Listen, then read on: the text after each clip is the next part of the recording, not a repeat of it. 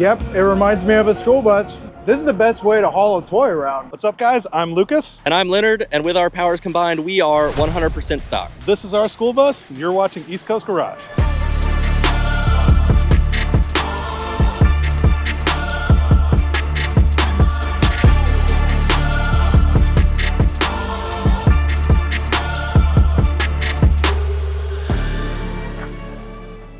So this started out in life as a 2001 Thomas school bus. Bought it in July of 2021. It was allegedly freshly retired.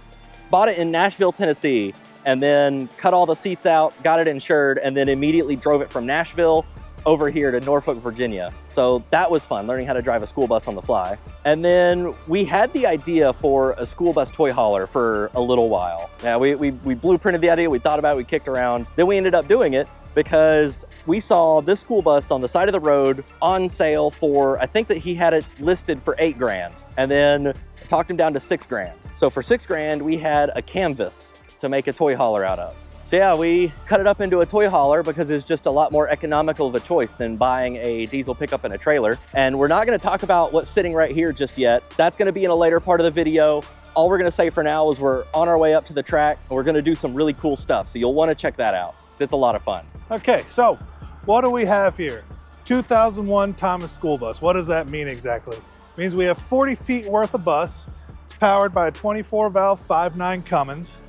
Follow me back here. The idea of this build is to keep it simple. So we modified very little. On the side, we got 2 belly boxes. These right here. We got onboard air, 120 PSI. You'll see what the blurry thing is later. But the question is, how exactly do you do this? Now we get one question more than any other.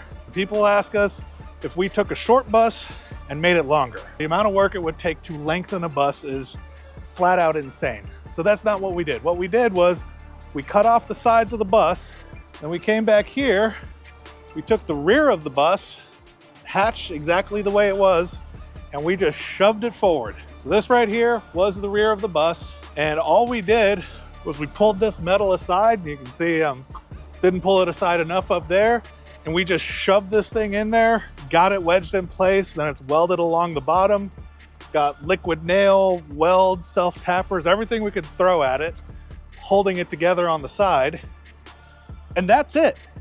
After that, you have yourself a giant flatbed you can put whatever you want on. Little treat we like over here, we have our trophy wall on the side of this. So what we do is, you may have seen us at Cletus and Cars down in Florida. We go to the Freedom Factory a lot. And what we always do is we find other people in the paddock, they're doing burnouts with us, and we get them to dent and sign the bus. So this is Kai, he's a good buddy of ours. Some names you might recognize: Whistling Diesel, Luxiford, Jack Stan Jimmy, Ty is on there, Zach is on there. Basically anyone we meet down at the Freedom Factory, we're gonna get them to dent and sign this bus. We've been trying to get Cletus, but every time you go to one of those events, he is so freaking busy. Credit to the guy. He puts a lot of work in to get those events going. Yeah, at some point, we'll catch him, we'll get him to dent and sign it. His goal will be to try and beat Jack Stan Jimmy. When Jack Stan dented this, he kind of broke the rivets here on the bus. Yeah, we'll keep collecting more, and once this panel is full, we'll start doing it on the other side. One of the most important styling cues, stack off of a semi I found at a junkyard somewhere. But over here, we also have controls for a little winch that we keep right here to be able to pull our cars up, because with our luck, they often don't work after we're done. Stop sign still works. Honestly, not sure if that's legal, but is what it is. Alrighty, so back here, what we got? Full height, got us a cheapy little backup camera right here. With the theme of keeping things simple, I mentioned that we have onboard air. This is literally just tied into the air brake system. It's got air brakes, they run at 120 PSI. We got air at 120. Got us some train horns, everything needs train horns. And then this is just your normal window AC unit. Now, while there is more things to be said about the bus, the nice thing about doing one of these conversions is everything I just talked about is all that you need in order to run something like this. And from here, you can make it as wild as you want. We've seen people that have done like full interiors with bunk beds, kitchen, bathroom, all that stuff. we didn't do that. You'll see some of that. All we got is some futons in there. All right, well, if y'all want to follow me inside, I'll show you what we're working with in here. So this is the interior of the bus. As you can see, there's really not a lot going on. This is one of the stock seats. We did leave it because honestly, it's just kind of nice. This is the bottom of one of the stock seats. This is actually a separate piece now. We cut the back off. It's now a movable footrest. We got this couch for free. This is one of the premier spots to chill when we're road tripping. It's a really good spot. Then you come back here and you see all we really did is we cut all these seats out, and then we got these two futons. It's a little cramped in here at the moment, but they both fold flat. We can rearrange them, move them around. This is honestly a pretty decent sleeping area. Like we go down to Florida and back to the Cleveland cars all the time. It's about a 19-hour drive, all things said and done. So we'll have one person driving, one or two guys back here sleeping, chilling, playing on your phone, whatever. We do have an inverter that's under that seat right there. So we do have plug-ins for phone chargers, all that cool stuff.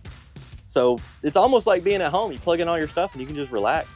We do have the AC unit back up there in the wall. That is absolutely essential. You can see we also have blackout curtains all right here. So if we're driving during the day and you want to sleep, you can pull these curtains over. And not only does it darken it back up here nicely for sleeping, it also traps the AC back here. So it cools down this back half a lot. And it's an absolute game changer. It's fantastic. Yeah, well, we still have the functioning emergency exit.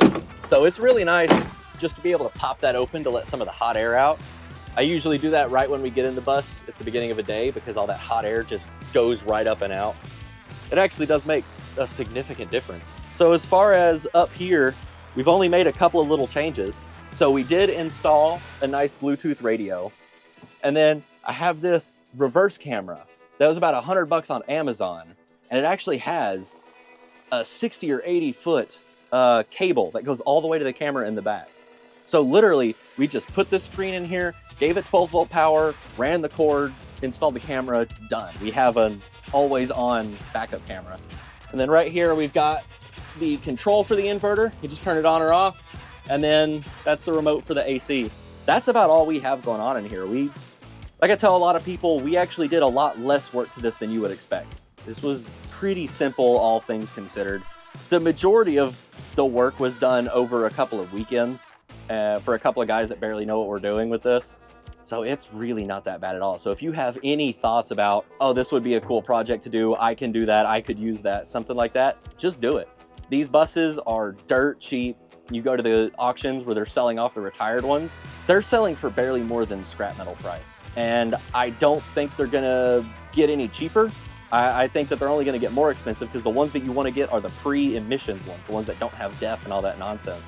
They're not building those anymore, obviously, so that supply is only gonna get less and less. So right now is probably as good a time as any. If you wanna do a school bus conversion, whether you wanna do a toy hauler or whether you wanna do a 40-foot camper, just do it. Just get one, do it. It's really easy to drive, is probably the biggest surprise to a lot of people. Yeah, you do have to get used to the fact that it's 40 feet long and really slow, but it's not that hard to get used to. The school bus is really cool, but now I'm super excited to finally show you what's on the back of this thing.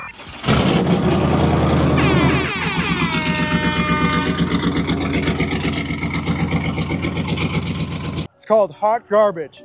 It's his burnout truck, and it's 100% stock. Yeah, so this is Hot Garbage. So like he said, this is our burnout rig. The only thing this does is turn tires like this into tires like that. Yeah, so that's all it does is shred tires. That's the only thing it's good at. That's the only thing I want to do in it. So it started out in life as a 2001 GMC Yukon Denali. So it was the full SUV. And we chopped the roof 7 to 8 inches, mainly just to be able to fit it on the bus. Because with the factory roof height, it actually would bounce and hit the roof of the bus.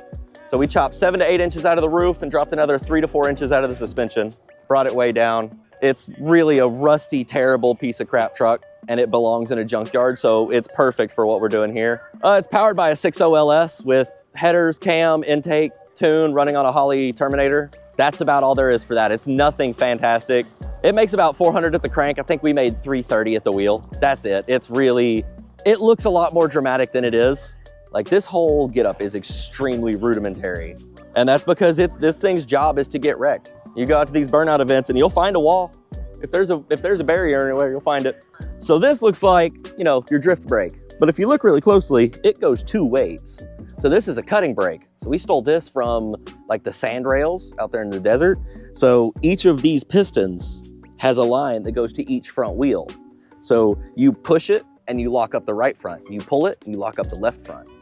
So that way you can stay on the gas, keep the rear tires going, but you can still do this. The idea is that it gives you more steering, especially at like lower speeds. We still need to play with it a lot and get better at it. This thing just has so much inertia because it's still like a 4,800 pound truck.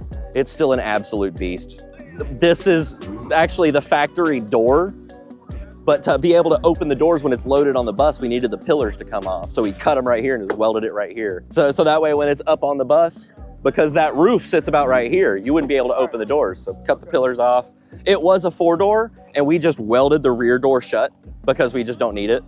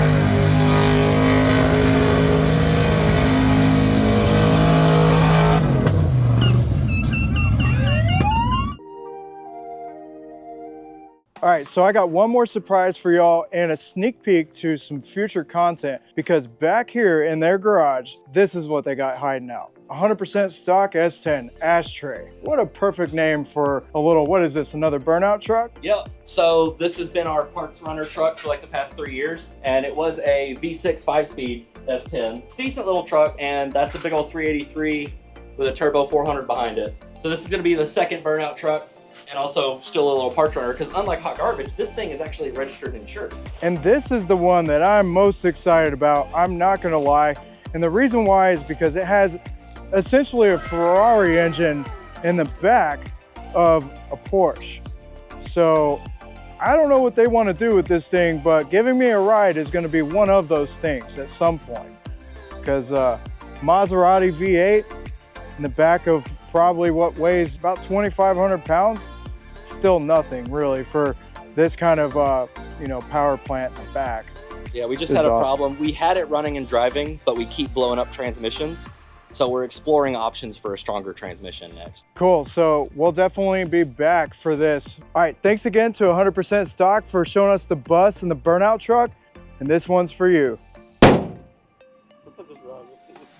Anyway, thanks for watching this video on East Coast Garage. You can check us out on Instagram at 100% Stock, same on YouTube, and keep watching East Coast Garage. This guy's awesome and does a lot of cool stuff.